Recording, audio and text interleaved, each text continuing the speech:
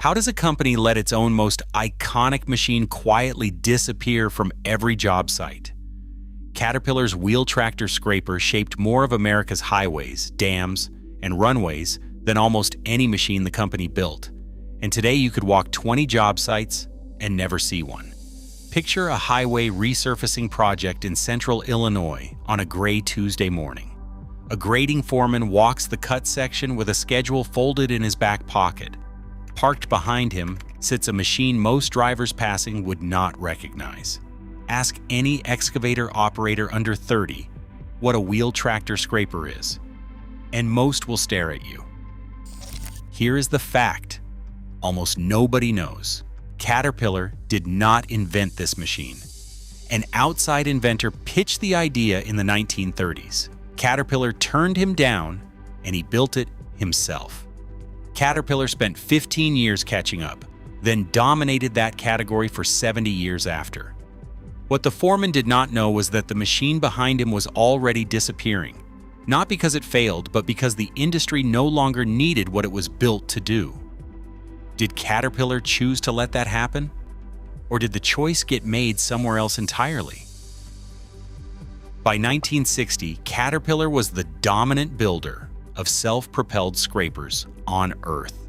The company had moved into its 600 series after retiring the earlier DW models that came before it. These machines were not a niche product. They cut grade on interstate highway corridors from coast to coast. They shaped dam foundations in multiple countries. They leveled runways for airports being built in growing American cities, one bowl of dirt at a time. They stripped overburden off coal seams in Wyoming's Powder River Basin, and they graded highway corridors across the American Sun Belt at a pace no other machine on the market could match. By the time Caterpillar marked its own anniversary in the scraper business, its Decatur, Illinois plant had produced 70,000 of them. One operator, one machine. An entire cut and fill section handled without needing a second piece of equipment on site. For 4 decades, almost nobody in the industry could touch that pitch. But a machine engineered to be brilliant at exactly one task is only as strong as that task staying the same. Starting in the 1990s, the task began changing underneath it, and nobody at Caterpillar sent out a memo announcing it. What changed was deceptively simple. Contractors began pairing a hydraulic excavator with an articulated dump truck instead of buying a dedicated scraper. Neither machine was new technology. What was new was contractors realizing this pairing could do almost everything a scraper could do, and then do several things a scraper never could. A scraper needs dry, diggable soil to run efficiently. An excavator loading a truck does not care nearly as much what that soil looks like. Wet clay works, broken rock works. A tight urban lot boxed in by buildings on 3 sides works too, and a scraper simply cannot turn around in that space. Therefore, when a contractor needed one fleet that could handle a highway cut on Monday and a rocky utility trench on Wednesday, Caterpillar's scraper lineup had nothing on the spec sheet that solved both problems. The excavator and truck combination did, using equipment the contractor probably already owned. Volvo Construction Equipment and Komatsu were selling exactly that kind of excavator and articulated truck pairing. And smaller manufacturers like K-Tech built entire product lines around towed scrapers that used a fraction of the horsepower a self-propelled Caterpillar unit required. If you are enjoying this story, please subscribe. With that, you will never miss another deep dive into the world of industrial machines that shape the world we live in. Now let's get back to it. Consider a Midwest contractor who ran 6 self-propelled scrapers straight through the 1980s. Machines that were paid off, reliable, and doing exactly the job they were bought to do. His mechanics understood every seal and hitch on those machines completely. But finding new operators willing to learn a scraper's cushion hitch, its 2-engine timing, and its unfamiliar steering feel had gotten harder every single year that passed. He watched his younger hires gravitate toward excavators instead, machines they had already learned to picture in a video game before they ever touched a real control lever. What was he supposed to do? Keep training operators for a machine his own sons had never heard of? Therefore, when it came time to replace the fleet, he did not order 6 more scrapers.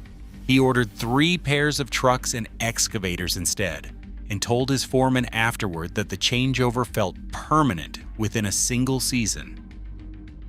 Here is the mechanism that explains why Caterpillar let its own scraper lineup shrink instead of fighting to defend it.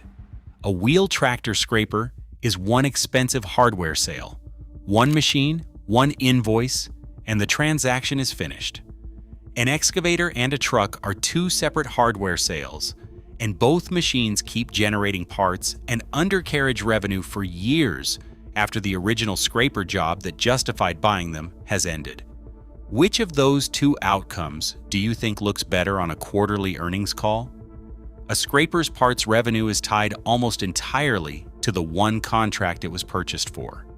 A truck and an excavator, by contrast, get redeployed onto job after unrelated job for a decade or longer, and every one of those jobs generates fresh undercarriage wear, fresh tires, and fresh dealer service work. Predictable, recurring income is what investors reward with a higher stock multiple. A single specialized machine sitting idle between scraper-specific contracts is not. The engineers still designing scrapers were not wrong about the machine itself. They were defending a shrinking share of a market that had already decided versatility mattered more than raw efficiency at one specific task. But a shrinking order book does not erase a machine overnight. Caterpillar kept scrapers in the catalog through the 2000s, updating them into the K series with modern electronics and grade control. Rental yards, however, stopped stocking them because a machine nobody trains new operators on becomes a machine nobody wants to rent sight unseen. Therefore, fewer contractors ever encountered a scraper on any job site at all, and an entire generation of operators grew up never touching one in their entire career. But without new operators, dealers had less reason to stock parts for a shrinking customer base. Therefore, parts lead times stretched longer, which pushed even loyal scraper owners toward machines their local dealer could actually support on short notice. But Caterpillar discontinued its 651E model outright, quietly, without the kind of announcement that usually follows a real product decision. For roughly 15 years, that specific size class simply did not exist in the Caterpillar lineup, even though demand for it never fully disappeared. What does it tell you when a company brings a machine back 15 years later and calls it new? The real cause here is not a headquarters relocation or a distracted management team chasing an unrelated business line. It is a machine engineered to be exceptional at exactly one task, at exactly the moment the entire industry decided that owning equipment capable of 5 tasks mattered more than owning equipment that performed one task perfectly. Caterpillar did not lose this fight to Komatsu or Volvo or John Deere, the way it lost other equipment categories to foreign competitors decades later. It lost this one to its own excavators and its own trucks, sold under its own brand, bought by the same customers who used to buy scrapers instead. The mining and highway markets did not abandon Caterpillar here. They abandoned the entire concept of the single-purpose earth mover, and Caterpillar simply happened to be the company that had bet on that concept the longest and the hardest. Thousands of scrapers built in the 1970s and 80s are still cutting grade on farms, mine sites, and rural jobs today because a scraper maintained properly does not wear out on any predictable schedule. But new order volume for self-propelled scrapers is a fraction of what it was at that 75,000th unit milestone. And Caterpillar's own decision to bring the 651 back after 15 years away tells you exactly how small that remaining market has become. Caterpillar did not kill the wheel tractor scraper. The company simply stopped needing it to win. So the next time you drive past a highway job and do not see a single scraper anywhere in the cut, understand what you are actually looking at. You are looking at the most successful earth-moving machine in American history, voted out quietly by the same industry it built with its own hands. There is another Caterpillar machine that disappeared the same way, for a completely different reason, involving a decision made 4,000 miles from any job site. Subscribe so you don't miss it. See you in the next one.